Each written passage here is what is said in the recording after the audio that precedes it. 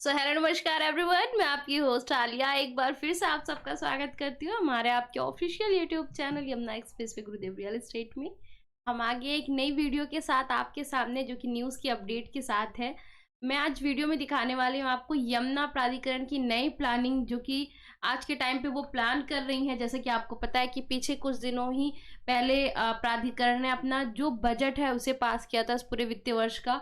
तो उसके बाद से क्या स्पीड आई है, क्या नए डिसीजंस लिए जा रहे हैं, किस चीज़ पे ज़्यादा वर्क किया जा रहा है और क्या-क्या नई प्लानिंग है, इस पे बारी-बारी अपडेट आती रहेंगी। फिलहाल अभी जो अपडेट आ रही है, वो लेकर हम हाजिर हुए हैं। अपडेट में है सेक्टर 10 में 5 औद्योगिक पार्क विकसित करेगा येडा।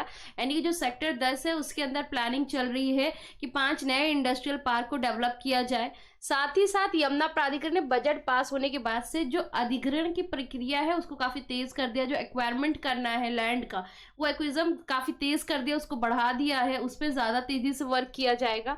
इसी पे बेस पूरी न्यूज एक बार देख लेते हैं न्यूज को। यमुना प्राधिकरण यानी कि येडा ने बोर्ड बैठक में बजट पास होने के साथ औद्योगिक सेक्टरों में भूमि अधिग्रहण की प्रक्रिया तेज कर दी है। येडा सेक्टर 10 में 5 औद्योगिक पार्क बनाएगा। इसके लिए भूमि अधिग्रहण की अनुमति भी शासन से मिल चुकी है। साथ ही जमीन अधिग्रहण के बाद सेक्टरों को तेजी से विकसित भी किया जाएगा। प्राधिकरण के अधिकारियों के मुताबिक सेक्टर 10 में लेदर फुटवियर पार्क, प्लास्टिक प्रसंस्करण पार्क, हथकरघा और इलेक्ट्रिक वाहन पार्क समेत 5 पार्क विकसित किए जाएंगे। ये 5 पार्क हैं जिन्हें यहाँ पे डेवलप किया जाएगा सेक्टर 10 के अंदर। पांचों औद्योगिक पार्कों के लिए शासन ने 243.9 हेक्टेयर भूमि का अधिग्रहण करने की अनुमति दी है। अधिकारियों ने कहा कि पहले सेमीकंडक्टर और इलेक्ट्रॉनिक विनिर्माण केंद्रों को 500 एकड़ भूमि पर डेवलप करना था, लेकिन अब इन्हें सेक्टर 10 में डेवलप किया जाएगा। इस प्रोजेक्ट में 15,000 करोड़ रुपए का निवेश आने की उम्मीद है। येडा इस वर्ष भूमि अधिग्रहण पर करीब 6,000 करोड़ रुपए खर्च करेगी। प्राधिकरण करीब 3700 हेक्टेयर भूमि का लैंड बैंक तैयार करेगा। तो ये जो इस साल की पूरी इनकी प्लानिंग है बहुत तेजी से चली। इस पूरे वर्ष में इन्हें कितनी लैंड को एक तरह से एक्वायर करना है। तो इस टाइम पे जो पीछे जब अपडेट आई थी, इन्होंने जब बजट अनाउंस किया था उस टाइम पे, कि किसानों के लिए बहुत अच्छा रहेगा। इस बजट में ज्यादातर जो अमाउंट है वो उनके लिए ही जाएगा। ये यहीं से है कि उनकी लैंड को एक्वायर किया जाएगा, ज्यादा मुआवजे दिए जाएंगे किसानों को। तो ये सारी चीजें हैं, इसलिए किसानों के लिए ये वाला जो बजट है ये बहुत बेटर होने वाला है। सेक्टर 4A 5A में बसेगी जापानी और कोरियन सिटी। प्राधिकरण सेक्टर 4A और 5A में जमीन अधिग्रहण करेगा। साथ ही यहाँ पर डेडिकेटेड जापानी और कोरियन सिटी बसाई जाएगी। इस पे मैंने पहले भी बहुत सारी डिटेल वीडियो बना रखी है और ये जो सिटी है इसको पूरा प्राधिकरण प्लान कर रही है। यहाँ पर जापानी व कोरियन कल्चर के हॉस्पिटल, मकान, दुकान व शिक्षण संस्थान होंगे। दोनों सोसाइटी जेवर एयरपोर्ट के पास होगी। यमुना प्राधिकरण के सीईओ डॉक्टर अरुणवीर सिंह जी का कहना है कि जमीन अधिग्रहण की प्रक्रिया जल्द शुरू होगी। करीब 8 सेक्टरों में भूमि अधिग्रहण किया जाएगा। तो 8 नए सेक्टर में जो लैंड है उसे एक्वायर करना शुरू कर देगी प्राधिकरण। ये अरुणवीर सिंह जी जो कि सीईओ हैं यमुना प्राधिकरण के, उनका कहना है।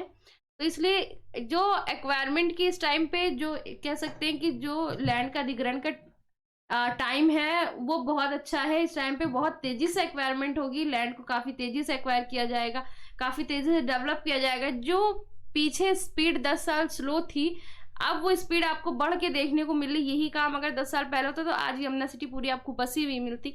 बट जिन कारणवश ये सब कुछ हुआ वो हमने अपनी पिछले वीडियो जो कि पॉडकास्ट वीडियो थी उसमें मैंने डिटेल में बताया हुआ है। उस पर एक्सपर्ट जुड़े थे हमारे साथ, नरेंद्र यादव सर जी, जिन्होंने वहां पे एक्सप्लेन किया था इन सारी कारणों को कि किस वजह से ये इतना लेट हुआ। येडा 2009 की स्कीम पहली आई थी, उसके बाद से फिर 2019 के बाद से चीजें इतनी तेजी से होना शुरू हुई हैं। तो जो बीच का ये 10 साल का गैप था ये क्यों रहा, किस वजह से सारी चीजें हुई, इसको आप हमारी इस पिछली वीडियो जो पॉडकास्ट की है उसमें जाके देख सकते हो। सारी चीजें आपको वहां से पता चल जाएंगी।